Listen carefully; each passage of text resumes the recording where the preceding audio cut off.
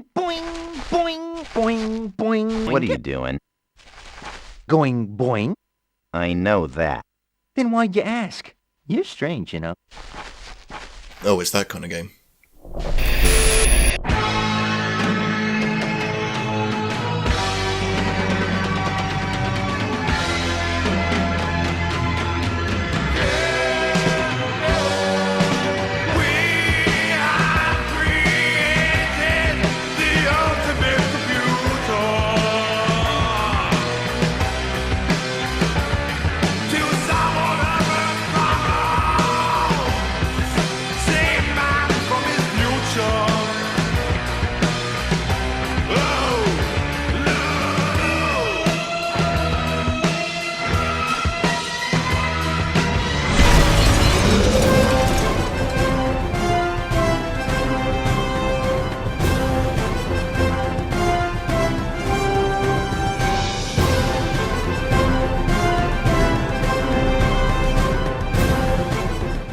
Pitfall, an old school classic. One of the best and beloved games released on several consoles and home computers back in the day, but mostly remembered on the Atari 2600. A side-scrolling jungle adventure starring Pitfall Harry. Jump, climb and swing your way past danger and collect all that lovely treasure. So what's Harry up to these days? After a few sequels, ports, re-releases, etc., Pitfall entered the uncertain realm of 3D. As we know, this can go very well or very badly. The first 3D title was Beyond the Jungle on PS1. I don't have a copy of this, so I don't know if it's any good or not. Nope, today we're looking at the second 3D title, Pitfall: The Lost Expedition.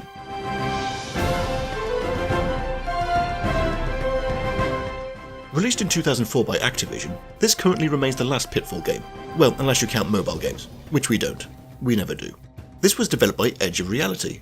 Place your bets. Is this another developer first? It is! Wow, I should play the lottery.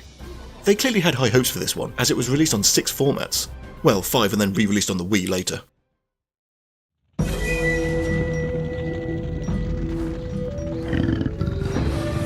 We open with Harry fighting a giant demon jaguar. A boss fight already? It's easy to beat and it damn well better be. And pause. It's one of those how did I get into this mess kind of opening. We flash back to Harry accompanying Dr. Bernard Bittenbinder and Nicole McAllister on an expedition to the Peruvian jungle.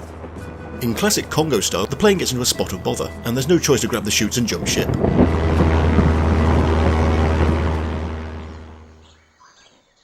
Harry awakes in the middle of a flower patch, and needs to find his bearings and the others. As you'd expect, Pitfall 6, as we'll call it, is a third-person action-adventure platformer, with exploration, puzzle-solving and a sort of open world. Think Crash Bandicoot smushed together with Tomb Raider. No beating about the bush here, as the very first obstacles are fucking sarlacc pits.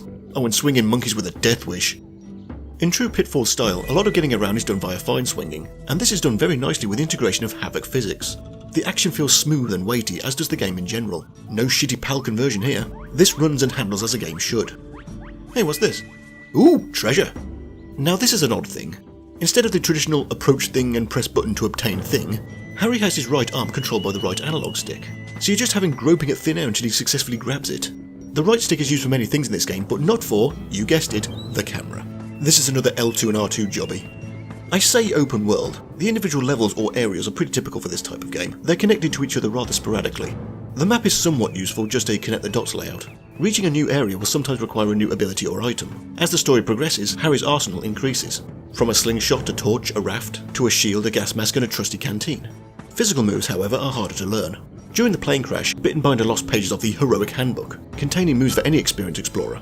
The treasure Harry finds are idols, and they serve as currency for buying the pages back from sleeping shamans. Shamans? Wake up! Just rudely wake them and the moves and other unlockables are available to purchase. Now Harry can jump higher, run faster and spinning bird kick. Yeah, out of the way natives, destructive greedy white people coming through. So what's Harry doing here anyway? He's chasing after an old rival, Forrestal, who's been investigating an ancient Chachapoyan temple, but that gets put on the back burner after the plane crash, and is roped into helping Nicole's father, Kevin McAllister, and the rest of his lost expedition. Think of it as Resident Evil's Alpha team sent in to see what happened to the Bravo team, but with much better voice acting. No! Don't go! Both in plot and gameplay there's a lot going on here. There's Harry motivations along with Bernard's and Nicole's, not to mention thwarting Jonathan St. Clair, Kevin's rival in finding the lost city of El Dorado, because it's always about El Dorado. The local natives do finally accept Harry when he promises to find the missing Princess McKay. Boing. She promises to go back to the village with Harry if he collects 12 butterflies for her. Yay, bug hunting! The talking jaguar that pops up every now and then is called Quickclaw. The reason he can talk is pretty lame, but I think they just did it for comic relief. Hey, fellas! What's up? Wow, that dates this game. Getting around the locations requires referring to the map a lot, and I did a lot, because there is a lot of backtracking. You're done here. Now remember that place at the very start of the game that you couldn't get to before? Well, now you can. All the way back over here. There are these 3 teleporters around, but they only get Harry to the area's general vicinity. I'm a little all over the place here, but then so's the game. As I said earlier, there's a lot going on here, and it comes across as a tad unfocused. Edge of Reality clearly wanted to grab people's attention with their first outing, by making a game full of everything. But I, depending on the game, think this can be a bit detrimental. Sub-modern open sandbox games can have too much to do. In GTA 5 I only played tennis once, in Assassin's Creed I didn't collect all the flags, and here I completed the game fine without unlocking all the unlockables and secret areas. Don't get me wrong, this is good, I really enjoyed this. It just could have done with a bit of reining in, especially the plot. It starts off simple. Harry needs to find and rescue members of a lost expedition, but as you go along more and more gets piled on. I'm going to break it down now so I can get it down and make sense of it. I don't usually do this, but if you don't want spoilers, fast forward to this time. Okay.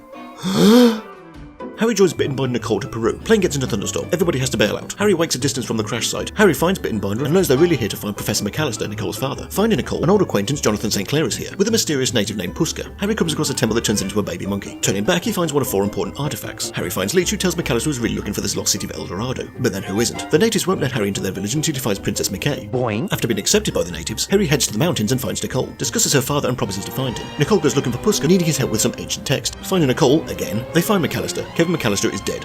The 4th and final artifact has been taken by St. Clair, but McKay is there waiting for them. Turns out McKay is from the past, and used the artifacts to send El Dorado further into the past to avoid the invading Spanish conquistadors. Quickclaw was actually cursed by McKay for stealing food from the village. Harry deliberately gets caught by St. Clair's men, so he can recover the remaining artifact. Puska has been using St. Clair this whole time to get the artifacts, so he can also return to the past and get revenge for being shunned by his people. Puska tricks Nicole into giving him the artifacts, promising to take her back a few years to save her father. He betrays her, and Harry has to take him down to end this madness. So yeah, a tad convoluted, but forgivably convoluted as it's still a very enjoyable game. I've always had a thing for the ancient mystery / uncovering the past genre, like Indiana Jones, Tomb Raider, The Da Vinci Code, etc. Hell, I even have both National Treasure movies on Blu-ray and played Deadfall adventures, and those, let's be honest here, are not great. But this was. This is probably the nearest thing you'll get to an Uncharted game before Uncharted was a thing.